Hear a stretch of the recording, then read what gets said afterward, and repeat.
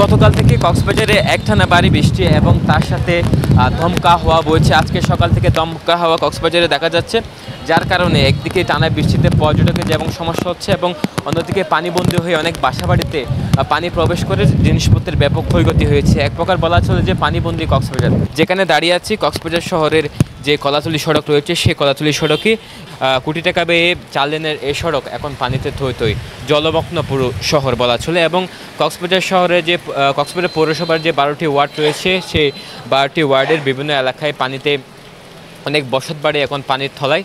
এবং আমরা কিছু পর্যটকের সাথে কথা বলবো। আসলে আপনারা এই যে কক্সবাজারে আসছেন এবং এসেই এখানে পানিবন্দী, বিষয়টি কেমন লাগছে? আমাদের সঠিক আমরা কুমিল্লা থেকে আসছি আর কি। গতকালকে আসার পরে আমরা এত পরিমাণ বৃষ্টি, আমরা বাসা থেকে খাবার খাওয়ার জন্য বের হতে পারতেছি না, এইমাত্র আসছি। আর আমরা হোটেল থেকে লাইফ জ্যাকেট নিয়ে বের হতে লাগতেছে, এত পরিমাণ বৃষ্টি। মানে আমরা যে আসছি একটু এনজয় করার জন্য, ওই আমরা এনজয়টা পারতেছি না।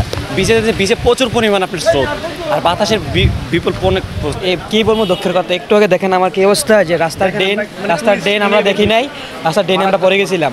তারপরে গতকাল রাত আমরা 3টার দিকে এদিকে আসছি, আসার পরে এই বৃষ্টি ট্রিপটাই যেন বিতা গেছে।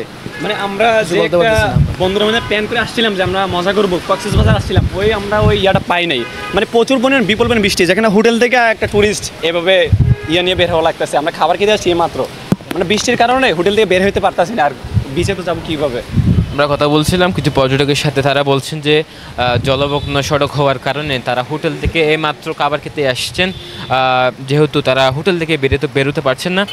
আমরা আর কিছু বিষয়ে জানাতে চাই। এই যে গতকাল থেকে ভারী বৃষ্টিতে কক্সবাজারে পাহাড়ে ধসে প্রায় 6 জনের মৃত্যুর ঘটনা ঘটেছে এবং কক্সবাজার সদরে ঝিলংজাই পাহাড়ে ধসে একই পরিবারের 3 জনের মৃত্যু হয়েছে। গত বৃহস্পতিবার দিবাগত রাত 2টার দিকে ঝিলংজা 2 নম্বর ওয়ার্ডের দক্ষিণ ডিকুল এলাকায় এই ঘটনাটি ঘটে এবং নিহতরা হলেন দক্ষিণ ডিকুলের মিজানুর রহমানের স্ত্রী আখিমণি এবং তার 2 শিশু কন্যা সন্তান মিহা জান্নাত নাইমা ও লতিফা ইসলাম।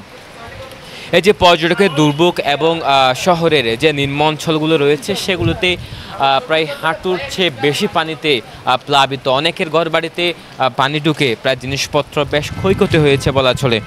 এবং আমরা আবহাওয়া দপ্তরের সূত্র মতে যেটি জানতে পেরেছি, তারা যেটি বলছেন যে বৃহস্পতিবার সকাল 9টা থেকে শুক্রবার সকাল 9টা পর্যন্ত 24 ঘন্টায় কক্সবাজারে মোট বৃষ্টির পরিমাণ 401 মিলিমিটার।